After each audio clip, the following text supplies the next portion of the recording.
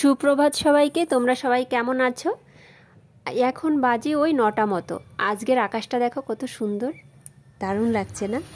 আর আজকে মুন্নির বাবা নিয়ে এসেছিল সামুদ্রিক কাঁকড়া মাছ। এটা সামুদ্রিক কাঁকড়া, দেখো কি সুন্দর। তুমি কোথায় গেলে? জ্যান্ত তো সব। হ্যাঁ, বাধা রয়েছে না? কামড়াবে না তো? না না না, কামড়াবে না।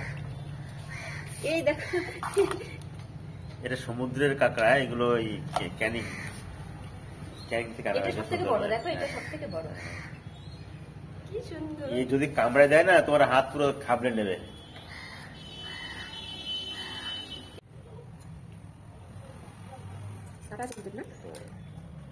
এইবার কেমন লাগে? আগে হ্যাঁ, ওটা তুলে দাও। মুন্নির বাবাই কাঁকড়া মাছগুলো কেটে দিল, কারণ আমার ভীষণ ভয় লাগে। এবার কাটাকুটি কমপ্লিট হয়ে গেছে। লবণ হলুদ মাখিয়ে মাছগুলোকে সুন্দর করে লাল লাল করে ভেজে নেব, একদম চিংড়ি মাছের মতো লাল লাল করে। উনুনে দিয়ে দিয়েছি, দেখো কালারটা কিন্তু চলে আসছে একদম চিংড়ি মাছের মতো লাল লাল। এবার আমি কাঁকড়া মাছের ঘিলুটা ভেজে নেব। এটা সাধারণত অনেকেই জানে না যে এর ফ্লেভারটা কত সুন্দর আসে, কারণ এটা আমার মার থেকে শিখেছি আমি। এবার আমি জিরে ফোড়ন দিয়ে দিলাম, তার মধ্যে আমি মশলাগুলোকে দিয়ে সুন্দর করে কষে নিচ্ছি। এবার আলুগুলোকেও সুন্দর করে কষে নেব। আর এই যে আমি ঘিলুর কথাটা বললাম, এটা আমার মাকে দেখেছি এই ঘিলুটা বার করে আমাদের ভাত দিয়ে, মানে শুধু ভাত দিয়েও খেতে বলতো, দারুণ লাগতো খেতে। তোমরা চাইলে কিন্তু এইভাবে করে খেতে পারো, কারণ সত্যিই বলছি খেতে ভীষণ ভালো লাগে।